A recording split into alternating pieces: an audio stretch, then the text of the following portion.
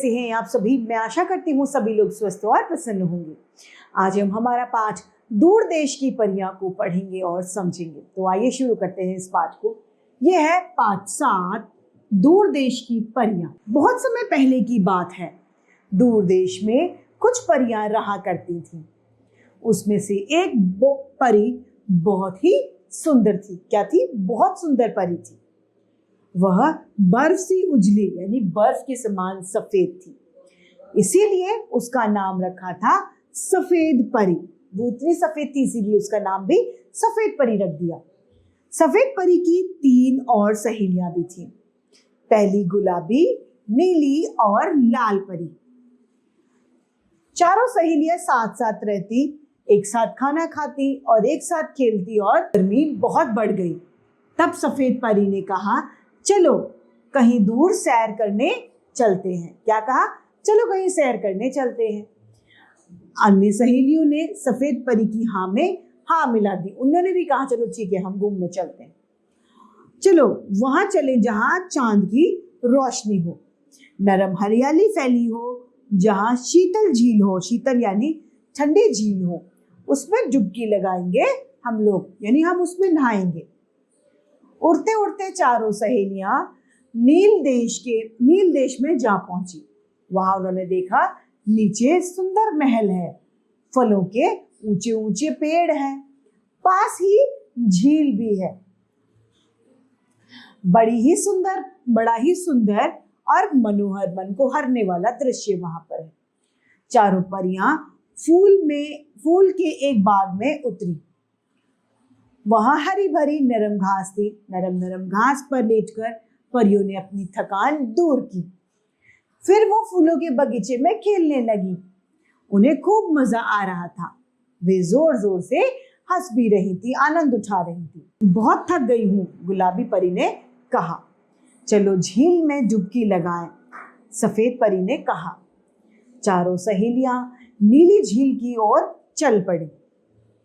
फूलों का यह बगीचा नील देश के बहुत सुंदर राजकुमार का था। किसका था? एक राजकुमार था, उसी का यह बगीचा था। वह प्रतिदिन यानी रोजाना प्रातः सुबह वहां टहलने आता था। उस दिन जब राजकुमार वहां आए तो उसे बहुत अचरज हुआ, यानी बहुत ज्यादा उससे आश्चर्य हुआ। उसने देखा ढेर सारे फूल खिले हैं, पूरा बगीचा फूलों की खुशबू से महक रहा है, रंग बिरंगे पंख रखे हैं। वह समझ गया यह सब परियों का जादू है। सुबह होने लगी तो परियों को घर लौटने की याद आई। वे झील से बाहर निकली। मस्ती मजाक करते समय कब बीत गया, समय कब चला गया उन्हें पता ही नहीं चला। राजकुमार ने सफेद परी को देखा और कहा, आह कितनी सुंदर है। राजकुमार सफेद परी को देखकर मन ही मन बहुत खुश हो गया। वह सफेद परी कहीं उड़ न जाए यह सोचकर उसने परियों के पंख छिपा लिए। परियों ने उसे पंख छिपाते हुए देख लिया था। सफेद परी ने कहा, मेरे पंख लौटा दो राजकुमार, वरना अच्छा नहीं होगा। नहीं तो तुम मुझे अच्छी लगती हो, तुम मेरे साथ खेलो। राजकुमार ने ये बात परी से कही।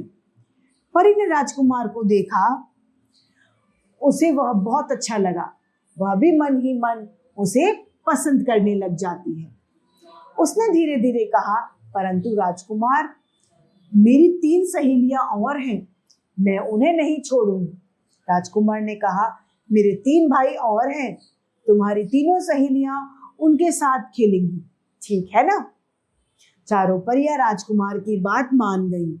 चारों परियों ने अपने रंग बिरंगे पंख झील में डुबो दिए। चारों परियां महल में राजकुमारों के साथ खुशी खुशी से रहने लग गई। तो इस पाठ से हमें क्या शिक्षा मिलती है कि जो सुंदरता होती है वह मन को आकर्षित करती है, यानी सुंदर चीज अपने मन को, दूसरों को मन को अपनी ओर आकर्षित कर लेती है। तो इसी के साथ ही पाठ समाप्त होता है। आइए इसके शब्दार्थ को जाने। शीतल अर्थात ठंडी, रोशनी अर्थात प्रकाश, नरम अर्थात मुलायम, प्रातःकाल यानी सवेरे के समय, अचरज यानी हैरानी। इसी के साथ ये पाठ समाप्त होता है और उम्मीद करती हूँ सभी को ये समझ में भी आया होगा।